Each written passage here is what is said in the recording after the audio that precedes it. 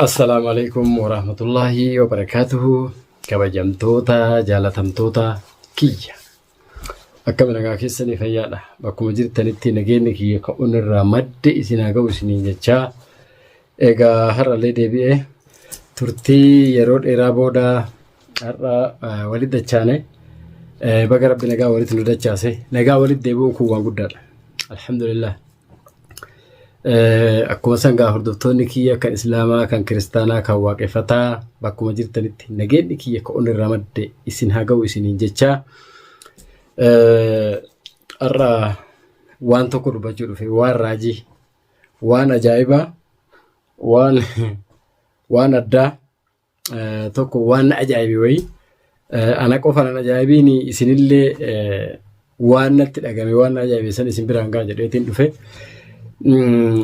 Anilleen immoo torbee kana keessa guyyaa ibsaan qabamerraa ka'ee torbee odoon ta'in yeroo dheeraadhaaf torbaan sadii akkana halkan ibsaan qabamerraa ka'ee rakkoo dhuunfaa kiyyaa wayitu na mudatee ibsa hiriyaa keenya qaalillee birmadhee fi gargaaree rakkoo inni keessa ture san keessaa baasuu hin dandeenye. Garuu immoo alhamdulillah rabbil aalamiin anillee immoo waan san keessaa bahee ibsaalleen hiriyaan kiyya qaaliin nagaan maatii ofiitti deebi'ee jira. Alhamdulillahi rabbil aalamiin akka mujrimtoonni yaadan odoon taane akka rabbi yaadetu ta'a yeroo mara akka namni si cabsuuf yaadu odoon taane akka rabbi itti si jireechisuu malee fi akka itti rabbi irra si aansuu maletu caala yeroo maraa jechuudha. Namni sharrii namatti yaadu, namni hammeenya namatti yaadu, namni hiriyaa isaa wajjin nyaatee ka'ee saanaa takkarraa nyaatee isuma sanuu nyaatu yoomillee taanaan akka milkooyne waanuma abdii fi maammad ibsa irratti dalagan san irraa ragaadhaa jechuudha. Namoota hedduuf wanni sun silaa barnoota. Ibsaa ajjeefnee yeroo gabaabaa keessatti ibsaa ajjeefnee warri isa barbaadullee ajjeefnaa jedhanii haasaa turan. Lubbuun harka rabbii jirti. Yoo rabbi nama baase malee lubbuu namaa nam tokko baasuu hin danda'u. Akkasitti gurratti sin calamu. Lammata mootuyyuu amma waan ajaa'ibaa wanni dhufee fi har'aa dhimma Maammadii fi Abdiiti. Dhimma Maammadii fi Abdiiti. Oromoo waan jettu hiriyyaan keessa waliin beeyne malkaa torbatti wal kakachiiftii jedhan. Maaliif jedhanii beektanii Abdii fi Maammadii mammaake. Abdii Maammadii mammaake. Maamma kun gaafa duraa akkasitti dachaasin azabaa ture namni dachaasin harkaa baase ibsa. Ibsaadha bara. Namni namaaf jiraata. Ibsatu lubbuu dachaasa oolche. Gaafa Abdii Maammad akkasitti qabee hay godhaa ture san immoo eenyutu harkaa baase ibsatu harkaa baase jechuudha. Kana har'a isaan as deebi'anii ibsaa fi Maammadii fi Abdiin ibsa irratti walii galanii ibsaanii ajjeefna jedhanii ukkaamsanii guyyaa 20 meeqa akka isin agartan sanitti nyaata dhoogatanii midhaan dhoogatanii azabaa turan. Maammad ibsaa miidhuuf jecha Abdiin ibsaa miidhuuf jecha Maammadii walii galee Maammaditti harka kennee ibsaa miidhe.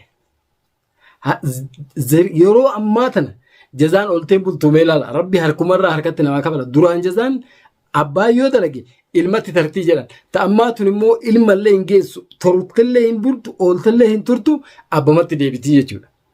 Maammadiin gaafsan akkasitti waan akkasii dalagee Abdiin dhaqee harka itti kennatee ibsaa diina godhate har'a mootuyyuu ofiitii walitti garagaltee wanyaatte.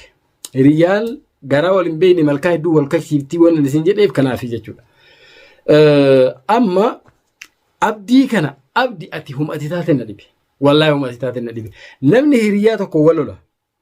Tokkoon eega wal lole tokkollee yoo wal lole tokkotti hin deebi'a. Eega walitti deebi'anii hiriyyaa walitti deebi'anii sanii jabeeffata. Ati asii Abdil ibsallee ajjeesuuf xaarta Maammadillee ajjeesuuf xaarta. Xaayyiib amma mee sa'aatii ammaa kanatti wanni ati Maammadiin qabdee akkanatti azabduufi mee mammaa si jala balleesse. Maa ibsaa bira dhaabbatee gara maatii ibsaa goree ibsaan akka harka keetii bahu godhe waan ta'e yoo ta'e malee wanni Maammad si godhe ni jira. Hin jiru jechuudha. Ati hiriyyaa gantuudhaa jechuudhaati. Gantu yoo akkanatti immoo magaalaa keessa fiigdee xaaxaat jettee kaan qabdee akkana godhee ibsaa akkana godhee Maammadiin akkana godhee maali akkana godhe booddeen ta'e akka taatu immoo hin yaadne ati. Booddeen ta'e akka taatu immoo hin yaadne.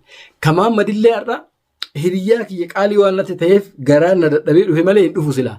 Ani namni an birmachuufii ture namni ani silaa anas haalli addaana na mudatee hiriyaa kiyya kana bira dhaabachuun haadha ogumalee namni asilaa hirriba dhabee halkanii guyyaa xaaree isa gargaaree rakkoo san keessaa baasu ibsaa ture.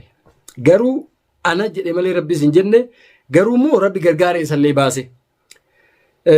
Maammadi huma abbaan dalagetu yeroo ammaa abbaa kafalama. Harki abbaan okaa hin ajaa'uu jedha. Huma ati goote jazaa rabbi sii kafale Maammad. Namni hiriyaa ofii kaa'inu. Namni nama wajjin nyaate kaa'inu booddeen isaa akkana taati.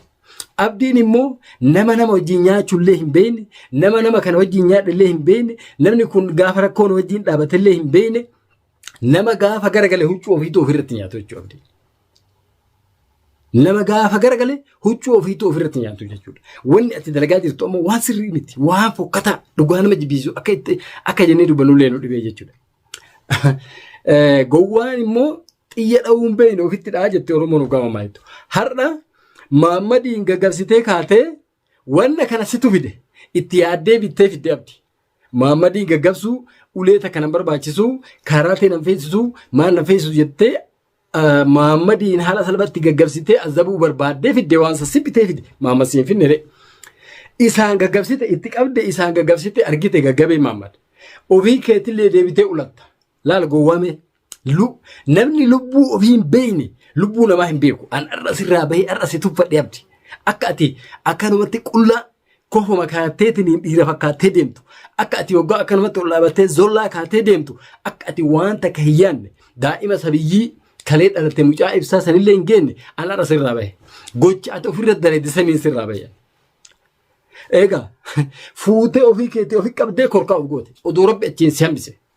Oduu achumaan akkuma hordoftoonni keessiin jedhan akkuma du'aayin hordoftoonni si godhaa jiran si qabattee achumaan rabbiin dhabamu si godhee si awwaallee ofirraa irtaane teenne maqaa nu nyaatte hiriyaan beeytu hiriyaan akka itti wal jijjiiraatu sababaa keetiif wal shakki wal jibbe boru akkuma inni irra dalagu kana namni irra dalaga jedhe akka itti wal bira dhaabatu dhabe namni magaalaa laayixxe dachii garagalchite akka ijoollee qiimii qabatta. Huma xiqqoo fasii achi fiiddee nama ukkaamsuuf yaalta. Gaafa tokko immoo wanni ati amma daladdu kun sirra dalagama. Gaafa sirra dalagan abdi. Ati immoo akka horoomaa baatee jireenyuma namaa kana keessaa baatee of jibbitu yoo ati hin taane Sa'id maal jedhe naan jedhe. Sa'id maal jedhe naan jedhe. Maammad akka itti si dubbannullee nu dhibe amma. Akka jennee si dubbannullee na dhibe. An akka jedhee si dubbannu na dhibe. Maaliifuu ofii of goote. Egaa wanni abbaan of godhe. Badii qabduu jedha. Situ of godhe. Gurbaan kun kaa'ina. Ibsaa lubbuu isaatu bitee si harkaa baase sanuu kaa'ine sitti garagale. Gaafuma inni ibsaa ganee sitti dhufu san hiriyaa waliin taana maamma wajjin dalani siin jedhee akkamitti amantee wajjin daladati. Akkamitti amantee wajjin daladati. Ansi himee ture. Namichi kun ibsaan taane siif hin tahu. Boolla ibsaan abdiin sii qotu Maammad arguuf ta'e tasiin jedhee. Wallaahi billaahi. Namni kun shaaxira mujrima ogaa jedhanii hin deemetti nama gowwaa waa takka hin beekne ta'u ofiiti summii ofitti qabee of ukkaamsu nama akkanaa kana wajjin gowwoomtaati. Si tuffadhe akiritti si tuffadhe an abdii akiri gadi qabee si tuffadhe jechuudha. Wallaahi nama maslahaa ofiitu hin beekne maslahaa ofii kana hin beekne. Akkamitti maslahaa namaa beeka jedhanii irra kaatanii jire. Wanni ani sii dhaamu takkittiin yaaboo akka hiriyaatitti akka nama afaan wal beekutitti odoo nama galaafadha jettu ofii keetii of galaafatta. Arguuf teetta du'aayin hordoftoonni sitti kadhataa jiran kunillee tokko lafan buusu irratti qabata.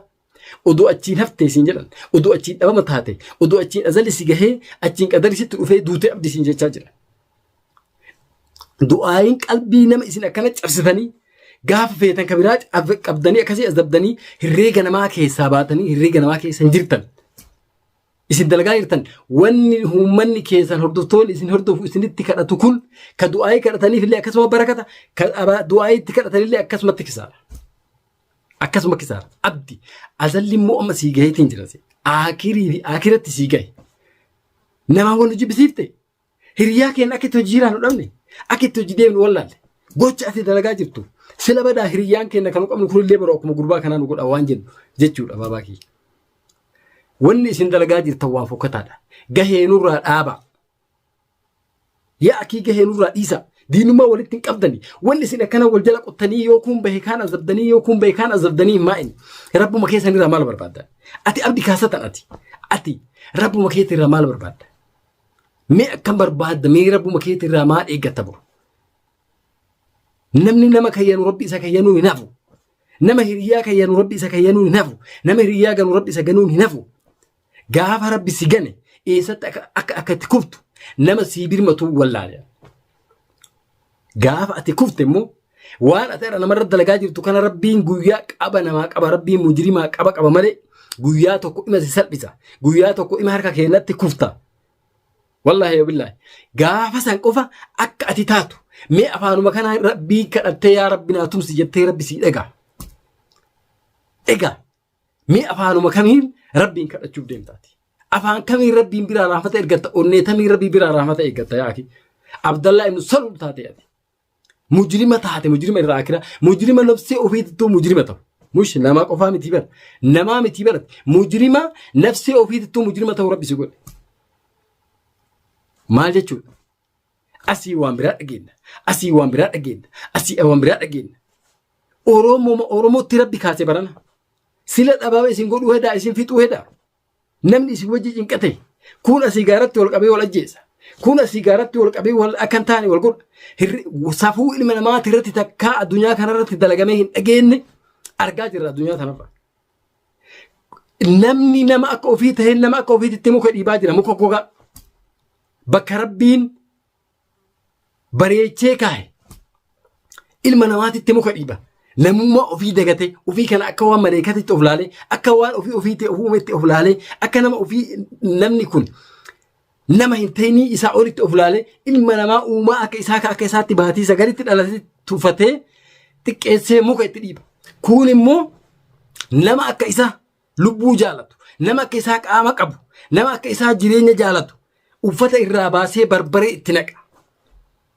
wallahi wabillahi barbaree itti naqee guba yaa jarana eessuma isin jalaa dhayna akkuma isin jalaa taanu wallaalle yoo callifnes akkuma itti callifnu wallaalle yoo dubbannus akka itti dubbannu wallaalle maqaanu nyaatan beekan meeqa isinii maqaan nyaatame oromoo haga jedhee himatu takka namni of gahee jechuudha yaaki rabbii jedhaa gataa jedhee manguddoon isin kadhata rabbii jedhaa gataa jedhee isheen isin kadhata rabbii jedhaa gataa jettee haati isin qe'ee isin kadhatti hin dhageettan kana bani aadam akkam rabbi isin uume isin bineensa nama fakkaatu rabbi isin uume na fakkaate namarraa uumamtanii bineensa nama fakkaatu rabbi isin uume an akka kiyyatti badii wahii dalagadhe abboo badiin dalagaa jirtu kun sirrii miti irra dhaabadhu naan jennaa irraa dhaabadha yaani badii dalagaa jiru kana hin argu nama na booda jirutu argaa jechuudha kanaafi yaa akii namallee of jibbisiisina teessanii duraan akka jibbatti dhalattan teessanii duraan safullee wallaaltanii safullee fixattan nama of jibbisiisina namallee akka of jibbuun godhinaa yaaki kanaaf gocha dalagaa jirtan kanarra dhaabbadha yeroo gabaabaa keessatti Muhammadiin gadhiisi atilleen taanaan kaas nu bira jiruu yuu dadhabnee gorsinee harkatti nu fudhachuu didee kabiraa ka fagoo jiru nurraa maal dubbannaa hore uma dubbannu wallaalle azala isin gala gahee akkanatti wal fixxe oromoon na fakkaate waan himannaa galuu dide kanaaf hordoftoota fi kabajamtoota kiyya